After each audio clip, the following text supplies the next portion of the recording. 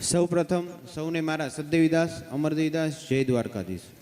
આજ રોજ અહીંયા મંચ પર બિરાજમાન જગતગુરુ અવિચલાનંદ દેવાચાર્યજી મહારાજ, મહામંડલેશ્વર દિલીપદાસજી મહારાજ, વૈષ્ણવ સમ્રાટ સંત શ્રી મોહનદાસજી મહારાજ તથા રાજેન્દ્ર નંદગીરીજી મહારાજ તથા સર્વ સંત સ્ટેજ પર બિરાજમાન તથા આગળ બિરાજમાન સૌ સંતોને મારા પ્રણામ।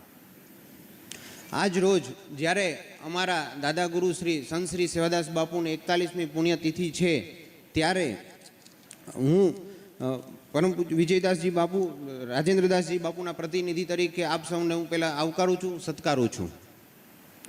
નકલંગ ધામ તોરણિયા ગુજરાત અને દેશમાં તથા વિવિધ અમે સેવા કાર્યો કરતા રહીએ છીએ તથા આજ ગુજરાતમાંથી વિવિધ જિલ્લામાંથી પધારેલ અખિલ ભારતીય સંત સમિતિના પદાધિકારી સંતો અને અમારા આમંત્રણને માન આપીને બિરાજમાન સૌ મંચસ્થ સંતોને અમે બહુ લાગણીથી આવકારીએ છીએ। આજ આ સંત સમિતિ સંતોના સંગઠનની ખૂબ જ જરૂર છે।